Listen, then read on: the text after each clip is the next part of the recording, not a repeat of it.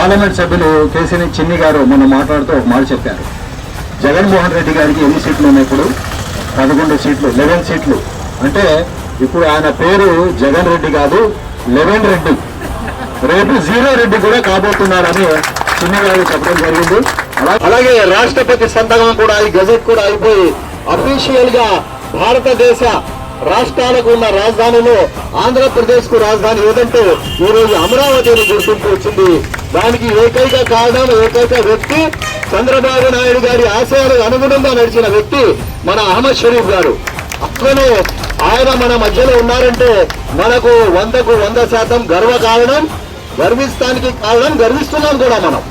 అలాగే తెలుగుదేశం పార్టీలో ఇటువంటి నిబద్ధత కలిగిన నాయకులు ఉండటం, అది కూడా ముస్లిం సమాజానికి చెందిన నాయకుడు ఆ స్థాయిలో ఉన్నారు కాబట్టి మేము చంద్రబాబు నాయుడు గారికి కూడా మేము ధన్యవాదాలు తెలుపుకుంటున్నాం. ఎందుకంటే ఆ రోజు షరీఫ్ గారికి మంచి అవకాశాలు ఇచ్చారు. షరీఫ్ గారు ప్రజాసేవ చేశారు, అటు పార్టీ కోసం కూడా నిలబడ్డారు. అలాగే ఈ రోజు నారా చంద్రబాబు నాయుడు గారు కూడా నిలబడి ఆయన మన అందరికీ ఒక నాయకుడిగా సేవలు అందిస్తున్నారు. ఇటువంటి నాయకులు తెలుగుదేశం పార్టీలో అనేక మంది ఉన్నారు. వాళ్లలో ఇటువంటి టాప్ 10 నాయకులు లాల్జాన్ బాషా గారి తర్వాత ఈ రాష్ట్రంలో నాయకుడు ఎవరన్నా ఉన్నారంటే ఆయన మన అహ్మద్ షరీఫ్ గారు. ఇటువంటి నాయకుడు మన మధ్యలో ఉండటం హర్షించదగ్గ విషయాన్ని మళ్ళీ చెప్తూ ఉంది.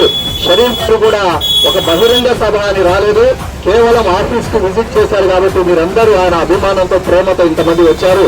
ఇక్కడ పార్టీ నాయకులు వచ్చారు, పార్టీ కార్యకర్తలు వచ్చారు, ముస్లిం పెద్దలు కూడా వచ్చారు. కాబట్టి మీ అందరి మనసులో ఉన్న మాట నేను మైక్ లో చెప్తున్నాను. మీ అందరి మనసులో, ఇక్కడ కూర్చున్న ప్రతి వ్యక్తి మనసులో ఉన్న మాట, భారతదేశపు అత్యున్నత చట్టసభ, లోక్సభ, రాజ్యసభ 2 ఉంటాయి. పెద్దల సభ అంటాం రాజ్యసభకు. అటువంటి పెద్దల సభకు 100కు 100% అర్హులు, 100కు 100% పార్టీకి న్యాయం చేసే నాయకులు, ఆ చట్టసభకు అర్హులు, రాజ్యసభకు పంపే అర్హులు ఎవరైనా ఉన్నారంటే మన అందరి దృష్టిలో అహ్మద్ షరీఫ్ గారని ఈ అందరి ముందు తెలియజేస్తున్నారు.